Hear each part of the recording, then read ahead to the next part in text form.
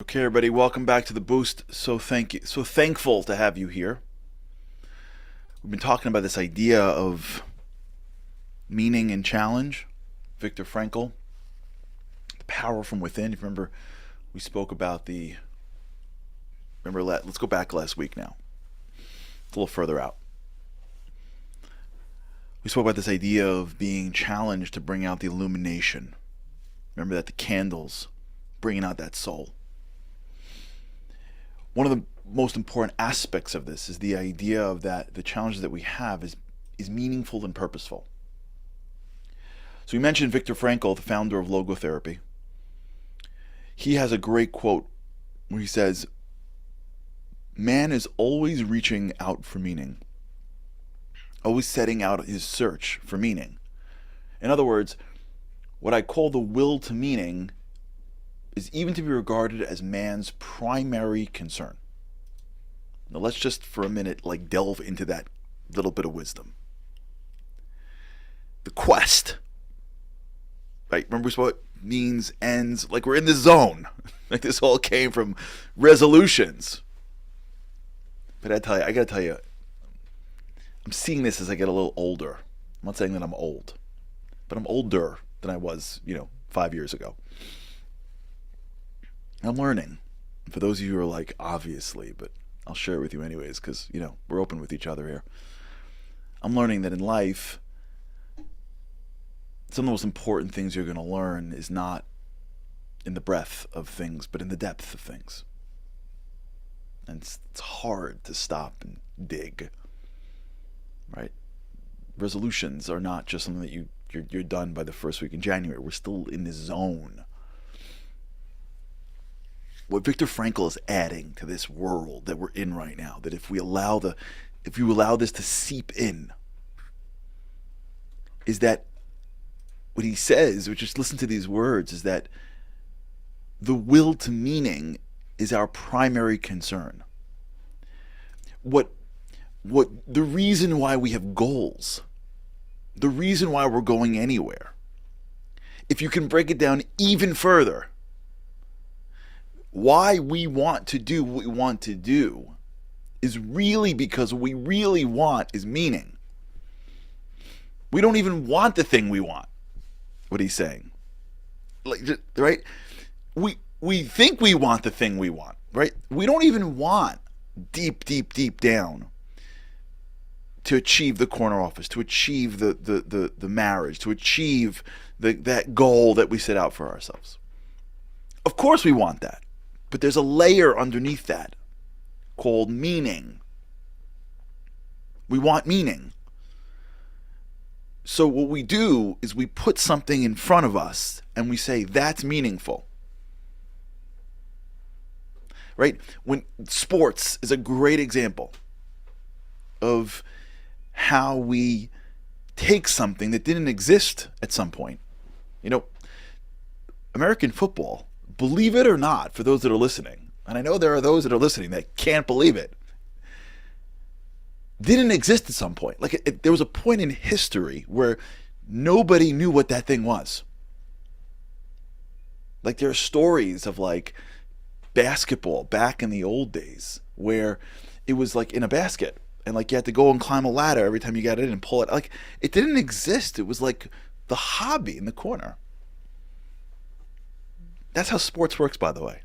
Someone makes it up at some point and then it catches on. I just saw someone send me this thing that now there's a sport called pillow fighting. Did you see this? Pillow fighting. I'm not kidding. In a ring, there are two guys with pillows hitting each other. It's a sport. There's a ref, there's an ump, they're in a ring, there are fans. I'm not kidding. I don't know how they judge. I don't know if you have to knock a guy out or how many times you get hit or if there are feathers that pop out. I have no idea. Or it's the morning and your mom walks in. I don't know what happens. But at some point, someone decided that pillow fighting is a sport. And it could be that in the next 10 years, someone will be like, are you kidding me? Pillow fighting? Oh my God. I trade players and I'm predicting it in this fantasy pillow fighting. And I'm going out of my mind because my best pillow fighter is fighting in the championship and I can't think and can't breathe and I'm praying to God that he wins. That's a possibility. All of this like the Olympics and all of the sports that people will spend a lifetime on. They're 4 years old. They're skating at 4 every day, their whole life. If they happen to come 0.001 seconds slower than the person next to them, they will for the rest of their lives be regretting something. That means they'll have emotions that will hurt them, that will impact their enjoying the day. And the whole thing's made up. Like, the whole thing is made up. Like, God did not create the world with figure skating. What happened is somebody did it, and then somebody gave it meaning. And when you want to understand why all of us are crazy about sports, and by the way, it's not sports, it's everything. Really. This is another area where faith is so critical, because if you can't live within physical world, spiritual world, you don't know if everything you're doing is basically just somebody else's invention that the world has given meaning to, but is not inherently valuable. But it doesn't matter because you think it's valuable. I mean, it does matter, but the person hearing it wants meaning. Viktor Frankl. The search for meaning is our primary concern in life. And you see this in life, where you will desire meaning. I had this in my own life. When I was in high school, my whole life was really sports. I played 2 sports. That was my whole life. And the regret, when we had one of the big games, for those who are familiar with the high school that I went to, was a tournament called Sakin. We lost by 2 points. It's a long story into itself. My role in getting fouled, and they pulled away the foul. Whatever. Maybe for another time I'll tell you how we lost. I don't know. How many hours did I spend tossing and turning about that game? I don't know. Hundreds. What if I would have hit the shot earlier? What if I would have done this way? What if he would have hit it? What if he would have missed it? When you lose a game by 2 points, you have a lot of moments in the game where you could have won and lost. Because that was my meaning when I was 17. I didn't get over it. It's just not meaningful to me anymore. Like, it's nice, but my high school tournament, it's just not meaningful at my age, in my life now. Thank God. So when I look back, it doesn't do it for me, and so I don't feel the same level of emotion. So why did I feel it then? If it's valuable, it should be timeless, because that's not how life works. A lot of things that we're going through now may not be meaningful for us in the next 20 years. A lot of things that are causing us agita right now may not be meaningful in the next 20 years. A lot of things in which my emotions are going to, and is the reason why I don't feel positive about my day, I can't enjoy my life, I can't be great, may not be relevant. Right? We're meaning makers. That's who we are. That's what we do. If you want to break down what we do for a living, want to get to the core, which I want to with you, is that what we do for a living is we make meaning. That's what we do. We take things that are maybe meaningless and we give it meaning. And then we build a life around that meaning. Because what we're searching for, Viktor Frankl, logotherapy, what we're searching for in life is meaning. And when we look at something and we put meaning on it, now we have something to fight for. It's not even that the goal is relevant anymore, right? That was 2 weeks ago. The goal is an illusion. It's a mirage. What you're going after, it's not a mirage, it's an illusion. What you're really going after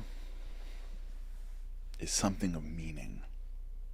Now, because of your environment, because of your neuroplasticity, because of what exposure, because of your whatever. There's a lot of reasons why I think football is meaningful, and my friend of mine from India doesn't. And when I look at a cricket game, I'm like, I don't know what these guys are doing, but this is ridiculous. And he's looking at a football game going like, I don't know what these guys are doing, but this is ridiculous. Just same guys. We're dudes. We're humans. God bless us. God bless everybody. We just have different environments that give different meanings to things. We're meaning makers, which means the goals that we have may not even be inherently valuable. They're only there because it gives our lives some level of meaning to go forward. All right, we'll talk about this. All right, everybody, have a great day. We'll talk about this.